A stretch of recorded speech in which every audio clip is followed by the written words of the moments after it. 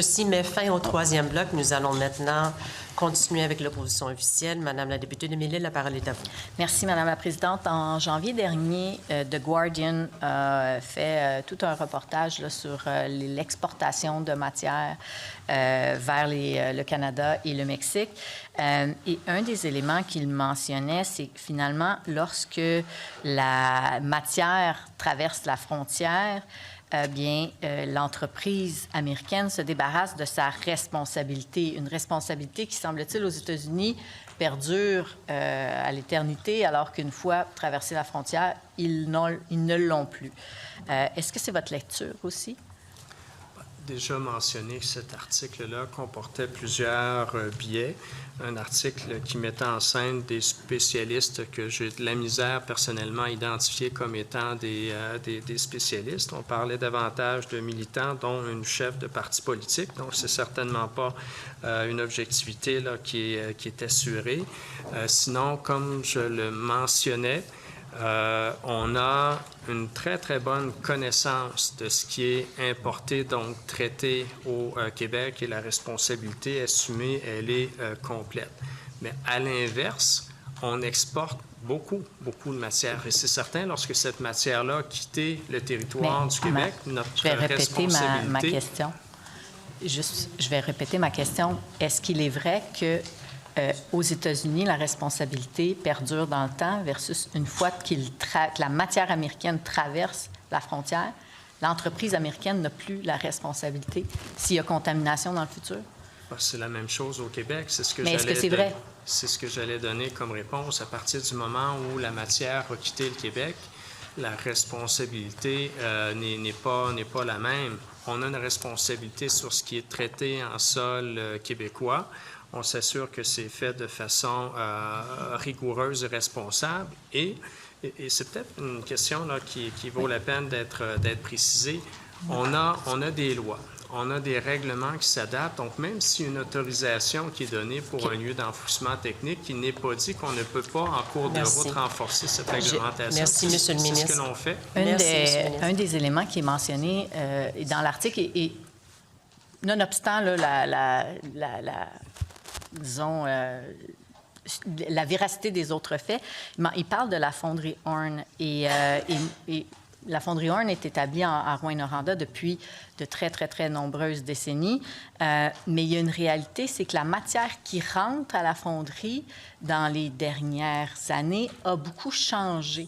Et ma question, c'est est-ce que le ministère sait les matières qui rentrent à la fonderie pour évaluer les émissions ou les contaminants qui pourraient se retrouver dans l'air? Dans le cas spécifique de la fonderie, oui, mais en fait, ce qui est traité au Québec, la réponse, elle est oui.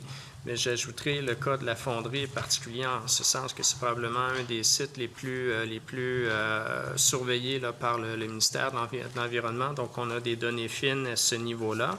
Mais pour ce qui est de l'importation de matière, c'est là aussi où il faut préciser les responsabilités. C'est le gouvernement fédéral qui a la responsabilité de réglementer ce qui peut entrer ou pas comme contaminant potentiel.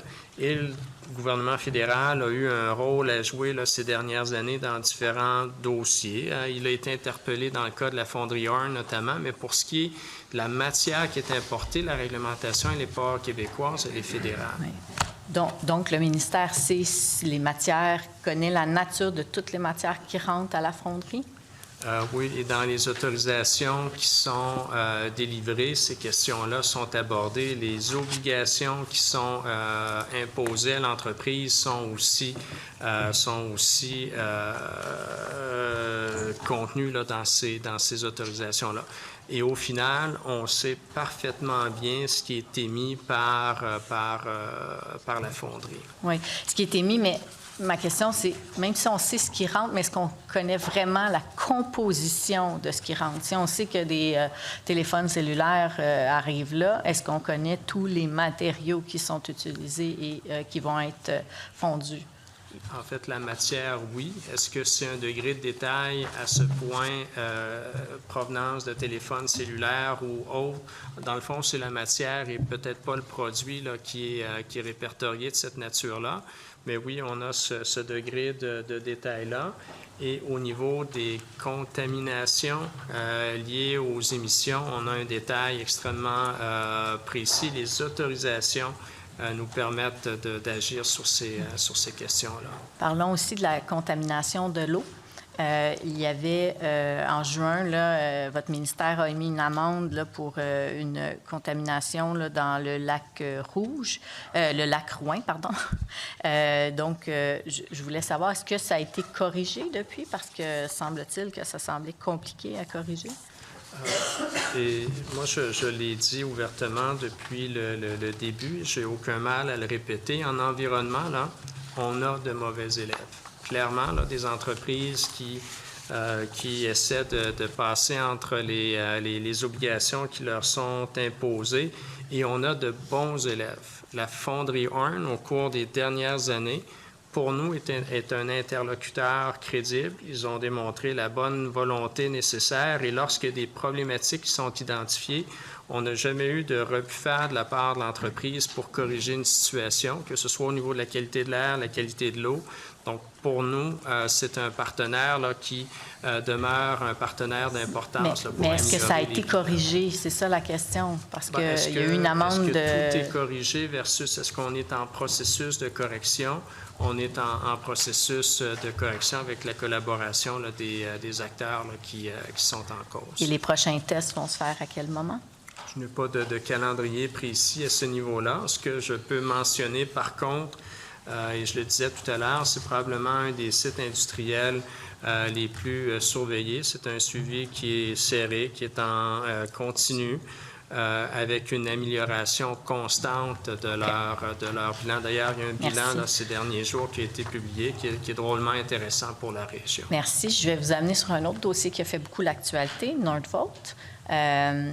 Il y avait le projet, on le sait actuellement, est à l'arrêt, mais ça reste qu'il y avait à l'époque des discussions sur les normes de rejet.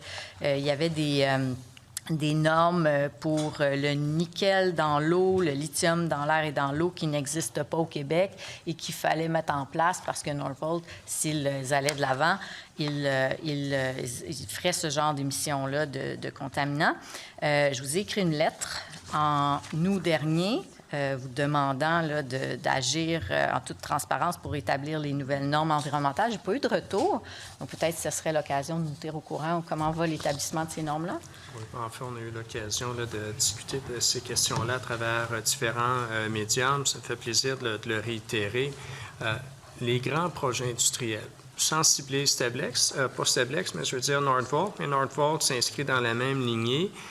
Il y a plusieurs autorisations qui sont nécessaires en cours de développement du projet. Nordvolt a eu quelques autorisations à l'heure où on se parle au niveau de l'aménagement du terrain, au niveau de la construction du bâtiment, mais si le projet va de l'avant, il y a plusieurs autres autorisations qui seront nécessaires, notamment au niveau des rejets dans l'air, dans l'eau. Ouais. Donc, c'est des autorisations qui n'ont pas été délivrées à l'heure où on se parle. Je ne parle pas des... Merci. On va juste lui laisser terminer sa réponse. Merci. La En fait, proportionnalité. j'allais dire que pour ces questions-là, ce sont des autorisations qui seront nécessaires et l'entreprise ne pourra pas passer aux étapes suivantes tant que ces autorisations-là n'auront pas été données. Oui, mais ma question, ce n'est pas celle-là. Ce n'est pas les autorisations, c'est à savoir à quel moment les normes seront établies. Est-ce qu'on attend de connaître combien Nordvolt va émettre avant de déterminer la norme ou on va l'établir avant? Nous sommes très proactifs sur ces questions-là.